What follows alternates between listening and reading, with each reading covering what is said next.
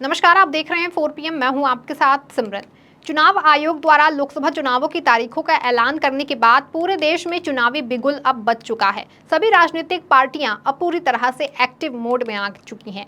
नेताओं द्वारा चुनावी रैलियों और चुनावी बयानबाजी भी शुरू हो गई है और एक दूसरे पर आरोप प्रत्यारोप का दौर भी जारी है।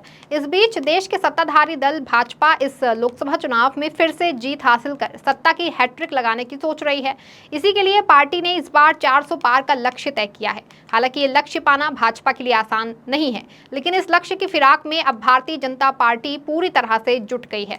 देश के प्रधानमंत्री और भाजपा के पीएम पेस नरेंद्र मोदी खुद चुनाव प्रचार में पूरी तरह से उतर चुके हैं।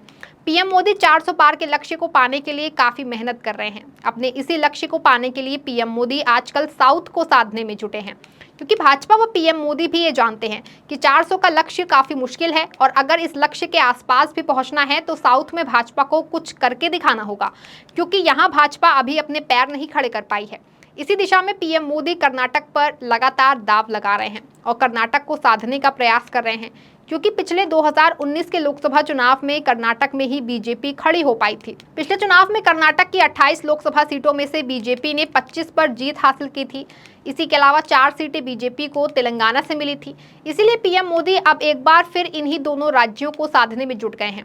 वो फिर से इन दोनों ही राज्यों में पार्टी के लिए वैसा ही उम्मीद लगाए बैठे हैं। हालांकि इस बार भाजपा के लिए कर्नाटक और तेलंगाना में राह आसान नहीं है, क्योंकि पिछले चुनाव में जब बीजेपी ने कर्नाटक में 25 सीटें हासिल की थी, उस समय प्रदेश की सत्ता में भी भारतीय जनता पार्टी ही मौजूद थी। लेकिन अब 5 साल बाद 2024 के लोकसभा चुनाव के वक्त प्रदेश की सत्ता पर कांग्रेस का राज है और यहां कांग्रेस की प्रदेश इकाई की कमान भी राज्य के उप मुख्यमंत्री डीके शिव कुमार के हाथों में है। तो वहीं कर्नाटक कांग्रेस के राष्ट्रीय अध्यक्ष मल्लिकार्जुन खड़गे का गृह राज्य है।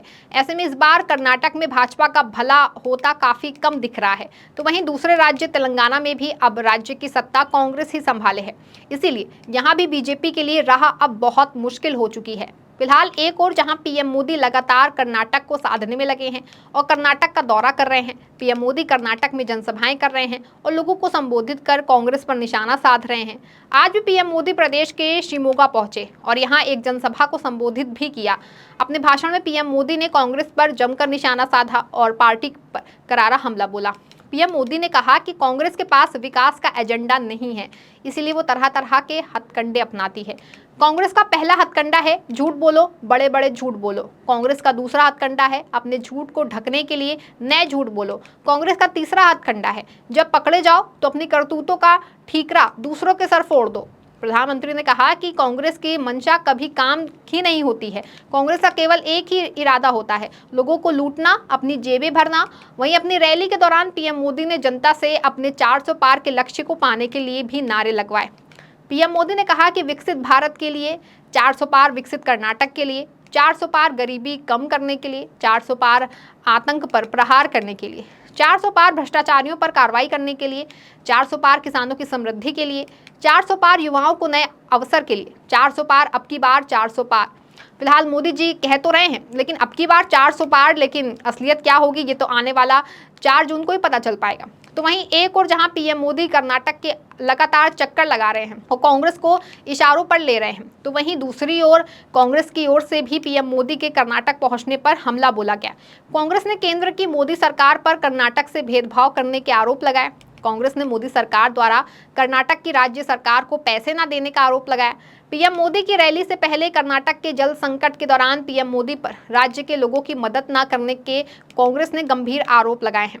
कांग्रेस महासचिव जयराम रमेश ने कहा कि कर्नाटक राज्य के अधिकांश हिस्सों में गंभीर सूखे की स्थिति के कारण गंभीर जल संकट से जूझ रहा है। राज्य के 236 तालुकों में से 223 सूखे की स्थिति का सामना कर रहे हैं। सोशल मीडिया पोस्ट के जरिए उन्होंने कहा कि राज्य सरकार ने मोदी सरकार से सूखा राहत के लिए 18,172 करोड़ रुपए की धनराशि जारी करने का अनुरोध किया है। मोदी सरकार ने अब तक कर्नाटक के लोगों की मदद करने से इनकार क्यों किया है? जयराम रमेश ने कहा कि ग्रामीण अर्थव्यवस्था पर सूखे से संबंधित तनाव को कम करने में मदद करने के लिए कर्नाटक सरकार ने महात्मा गांधी राष्ट्रीय ग्रामीण रोजगार गारंटी योजना के तहत कार्य दिवसों की संख्या 100 से बढ़ाकर 150 करने की मांग की है। योजना में सूखे की अवधि के दौरान ऐसा करने का प्रावधान है। हालांकि मोदी सरकार न केवल योजना के विस्तार को मंजूरी देने में विफल रही है, बल्कि उन लोगों के वेतन भुगतान के लिए 1600 करोड़ रुपए जारी करने में भी विफल रही है। मोदी सरकार पर तीखा हमला जारी करते हुए जयराम रमेश ने सवाल पूछा कि पीएम मोदी कर्नाटक के मनरेगा श्रमिकों को उनकी मजदूरी का भुगतान कब करने जा रहे हैं। कर्नाटक में कांग्रेस सरकार आते ही अन्य भाग्य योजना के माध्यम से गरीब परिवारों को अतिरिक्त 5 किलोग्राम चावल उपलब्ध कराने के प्रयासों को मोदी सरकार ने बाधित कर दिया है। कांग्रेस नेता ने आरोप लगाया है कि शुरुआत में योजना की मांगों को पूरा करने के लिए आवश्यक 2.28 लाख मीट्रिक टन चावल कर्नाटक सरकार को 34 रुपए प्रति किलोग्राम पर बेचने पर सहमत होने के बाद भारतीय खाद्य निगम ने कर्नाटक सरकार को चावल बेचने से इनकार कर दिया है। कर्नाटक में एक और जहां पीएम मोदी लोकसभा चुनावों को साधने के लिए लगातार रैलियां कर रहे हैं और लोगों को तरह तरह के वादे से लुभाने का प्रयास कर रहे हैं, तो वहीं दूसरी ओर कर्नाटक में भाजपा के अंदर ही बगावत मची पड़ी है। इसको लेकर के पूरे प्रदेश इकाई काफी परेशान हो गई है। दरअसल प्रदेश में भाजपा को खड़ा करने में बड़ी भूमिका निभाने वाले पार्टी के senior leader KS. Eshwarappa Bhajpa से खासा नाराज चल रहे हैं और बीजेपी के ही खिलाफ शिमोगा से ही लोकसभा चुनाव लड़ने का ऐलान भी कर चुके हैं। हालांकि ईश्वरप्पा को मनाने का भाजपा की ओर से लगातार प्रयास किया जा रहा है, लेकिन फिलहाल ईश्वरप्पा मानने को तैयार ही नहीं है और अपने फैसले पर लगातार अड़े हुए हैं। ईश्वरप्पा को मनाने के लिए पार्टी के राष्ट्रीय महासचिव और कर्नाटक के प्रभारी राधा मोहन दास अग्रवाल रविवार को के.एस. ईश्वरप्पा से मिलने पहुंचे थे, लेकिन पूर्व उप मुख्यमंत्री ईश्वरप्पा स्वतंत्र उम्मीदवार के रूप में लोकसभा चुनाव लड़ने के अपने फैसले पर अड़े हुए हैं। ईश्वरप्पा कर्नाटक के शिमोगा लोकसभा क्षेत्र से पूर्व मुख्यमंत्री बी.एस. येदियुरप्पा के बड़े बेटे बी.वाई. राघवेंद्र के खिलाफ चुनाव लड़ने की जिद पर अड़े हैं और बगावती तेवर दिखा रहे हैं। पार्टी के राष्ट्रीय महासचिव और कर्नाटक के प्रभारी राधा मोहन दास अग्रवाल ने पार्टी के कुछ अन्य वरिष्ठ पदाधिकारियों के साथ ईश्वरप्पा से रविवार को मुलाकात की और उन्हें चुनाव नहीं लड़ने के लिए मनाने की कोशिश की। हालांकि वो अपनी जिद पर अड़े रहे और कहा कि वो निश्चित रूप से चुनाव लड़ेंगे और कोई भी उनका मन नहीं बदल सकता। ईश्वरप्पा से मुलाकात के बाद पत्रकारों से बात करते हुए अग्रवाल ने कहा कि ये उनकी निजी यात्रा थी और उनका राजनीति से कोई लेना देना नहीं है। अग्रवाल ने कहा कि हम एक ही पार्टी के हैं और हम दोस्त हैं। ये हमारी निजी यात्रा थी। मैं उनके परिवार के साथ बैठा, वहाँ बच्चे थे। हम बच्चों से राजनीति पर बात नहीं करते। परिवार से मिलना मेरे लिए कोई राजनीतिक विषय नहीं है। वहीं नाराज ईश्वरप्पा का कहना है कि केंद्रीय स्तर के भाजपा नेता इस भ्रम में हैं कि केवल येदियुरप्पा ही उन्हें निश्चित संख्या में सीट दिलाने में मदद कर सकते हैं। उन्होंने कहा कि हमें कर्नाटक में ही खराब राजनीति के बारे में केंद्रीय नेतृत्व से बात करनी होगी। हम कांग्रेस को सोनिया गांधी और राहुल गांधी के परिवार द्वारा नियंत्रित पार्टी कहते हैं। मोदी भी इसके लिए कांग्रेस पर निशाना साधते हैं। अब कर्नाटक में भाजपा कांग्रेस जैसी होती जा रही है। उन्होंने कहा कि केंद्र और राज्य स्तर के नेता समझेंगे कि मैं विरोध कर रहा हूं, इसलिए मैं चुनाव लड़ रहा हूं। ईश्वरप्पा की नाराजगी की वजह उनके बेटे के.ई. कांतेश को लोकसभा चुनाव के लिए टिकट न मिलना है। बेटे के.ई. कांतेश को टिकट देने से इनकार करने पर ईश्वरप्पा ने एक बार फिर पूर्व मुख्यमंत्री और भाजपा संसदीय बोर्ड के सदस्य बी.एस. येदियुरप्पा के खिलाफ अपना गुस्सा व्यक्त किया। पूर्व उप मुख्यमंत्री ईश्वरप्पा का कहना है कि प्रधानमंत्री नरेंद्र मोदी को फिर से सत्ता में आना चाहिए और पार्टी को बी.एस. येदियुरप्पा और उनके परिवार के नियंत्रण से मुक्त होना चाहिए। मन में यही इरादा लेकर मैं लोकसभा चुनाव लड़ रहा हूं।